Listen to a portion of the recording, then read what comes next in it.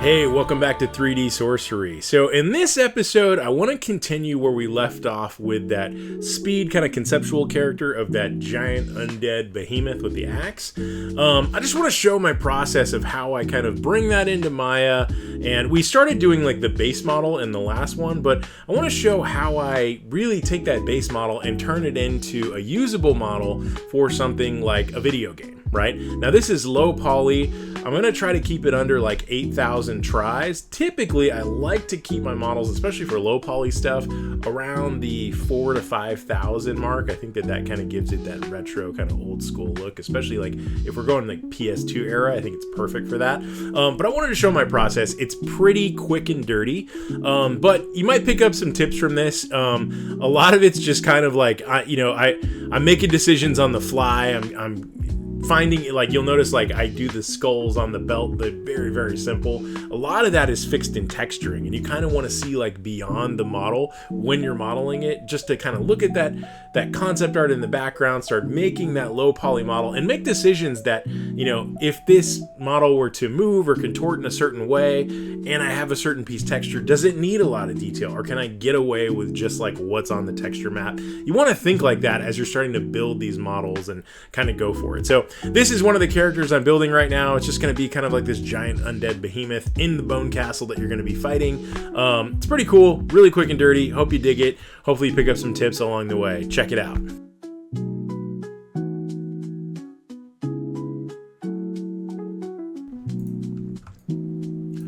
So I wanted to put together a part 2 on just how I would go about tackling this model. In the first video, you saw we kind of created this base mesh with, you know, just some placeholder elements for all of the different pieces that we would build for this particular character. And I'm really excited about this character. I think it's going to be a cool kind of behemoth that's going to walk through the levels with this giant axe, and I just think it'll be cool. I'm almost thinking that maybe he should try to suck you into his stomach or something. I think would be kind of gnarly and cool. But before we get into actual gameplay stuff, I wanted to just kind of go through and show my process for how I put together kind of these low poly characters for the different elements, and just like, you know, piece by piece, essentially, how I'd go through it and put it together. Now, to start, this character, he's got this big kind of open wound here in the abdomen, as well as this kind of belt with all these skulls. And so to do that, essentially, I'm just going to use this base mesh and just kind of whittle away at the different areas. Now, I'll speed this up for time's sake, but it should give you a good idea how I go about specific areas. Now, I'll slow it down for like the hands and some other stuff,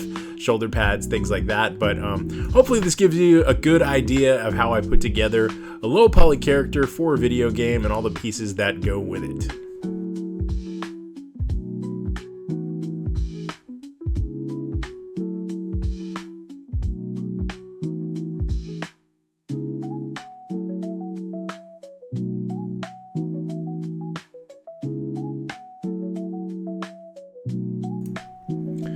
So as I get started here, essentially what I'm going to be doing is just kind of pushing and pulling, and you know, I've used the extrude tool to kind of do an inner extrusion into this abdomen, and I'm just kind of forming around and kind of getting that shape. I like to use the soft select tool. I feel like that is a really great tool in Maya. You can use it by holding the B key down, you know, selecting that radius and just kind of pushing and pulling those verts to get the initial shape you're trying to go for. It really, really helps, especially for this kind of midsection that I'm working on right here. I can kind of get some nicer natural curves, even though it is low poly, just some kind of better curves and some better shape to the form I'm trying to develop.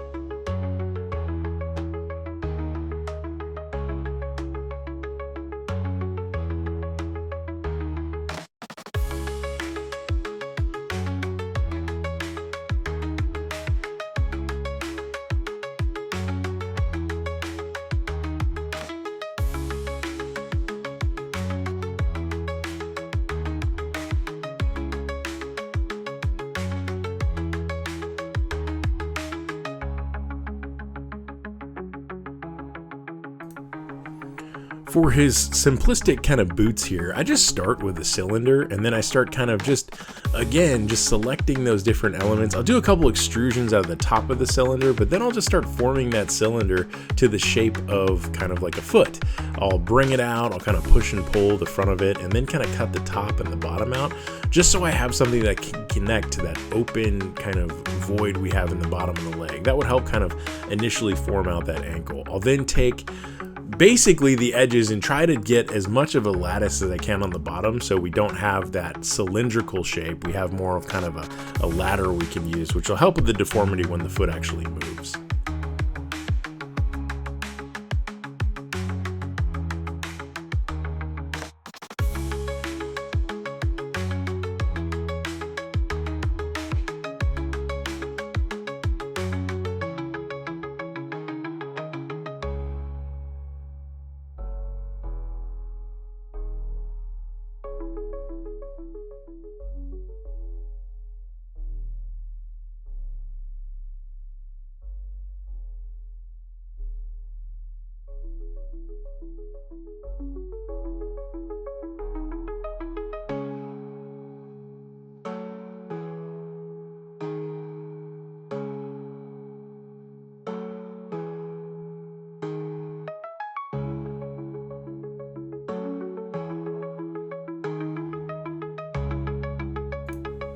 Again, back on the head here, I just take a sphere, I subdivide it a bunch of times, smooth it out, and then just use those sculpting tools.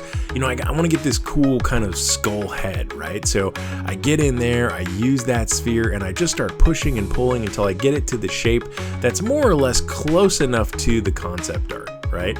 I feel like I can adjust that as needed, but as long as I can get that shape close to it, that gives me something I can then get in and start retopologizing with my low poly tools.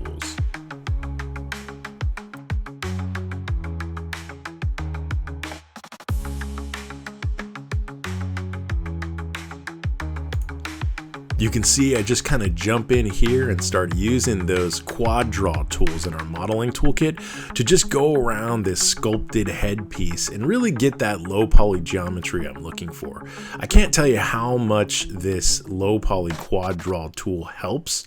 You know, if I were to do this by hand, it would take forever, but being able to just stick those dots right to that surface and create this low poly model saves eons of time. I highly recommend it for any type of work you're doing. You know, I've used other programs like Topogun and stuff, which are great, but I still go back to Maya at times because I just like being able to get in there, sculpt, and create this low poly piece at the exact same time. It's really, really helpful, fast, and just works.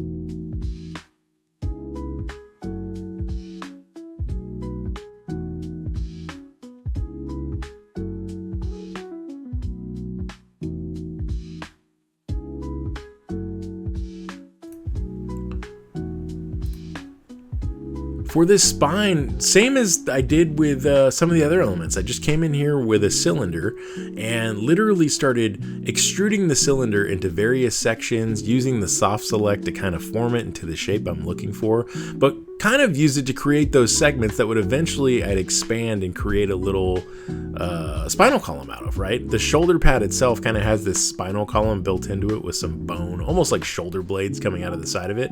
I thought this was perfect just to kind of take a cylinder and just shape it and form it into that spinal column, especially with the different sections that are on there. I think that worked pretty good. I then take it and then throw it up on this concept art and just kind of shape it into, the form, or more or less align it as close as I can. And then I trace out the elements like these little shoulder blade pieces that are going to stick out of this spinal column, and just kind of come in, trace them out with the poly draw tool, and then I'll do some extrusions and then just use the soft select to kind of shape it or form it into this, curved shoulder blade piece.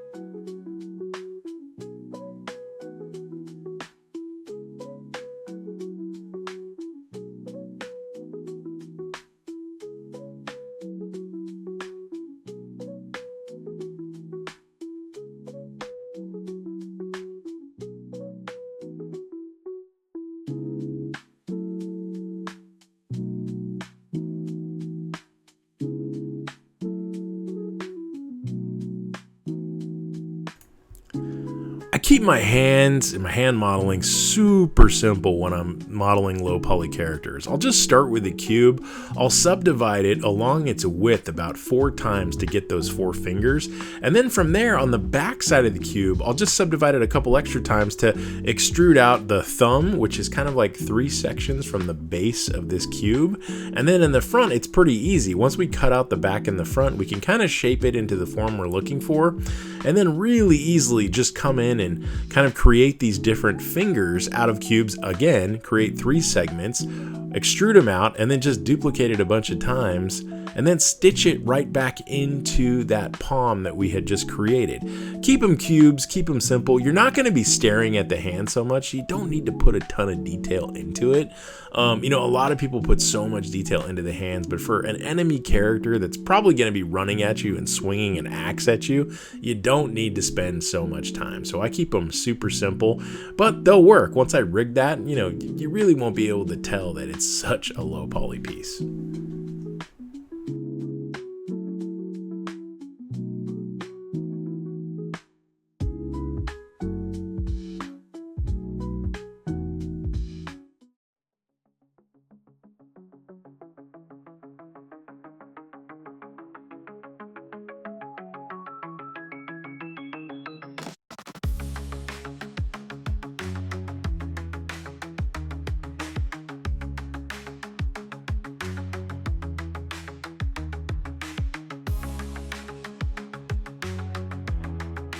For this other shoulder pad, essentially what I like to do is just trace out the piece. Kind of in an orthographic view, we get that shape of the shoulder pad, and then I'll extrude it out into kind of its own little mesh. This is a multi-paneled piece, so a lot of these pieces are just going to kind of come together like an array where we stick them together, we just group it, and then we have one piece we can kind of push and pull. Once I get those different pieces, I'm able to kind of adjust the verts a little bit, make them a little bit more like rustic, kind of piece together metal. A lot of this is really going to come together in the texturing, but I think it's kind of a cool way to just create a multi-layered kind of shoulder panel piece. We'll add some spikes and other elements to it later to kind of give it some extra pizzazz.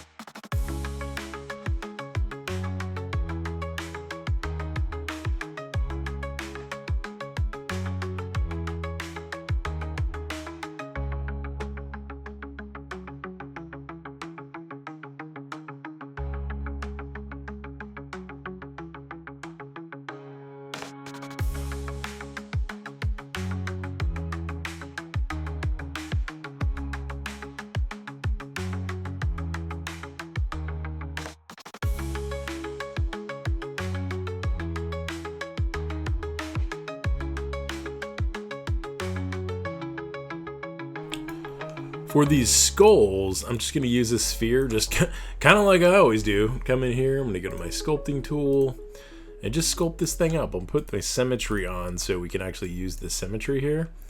Then just come in and just kind of sculpt these up so they look like skulls. So quickie skull sculpts.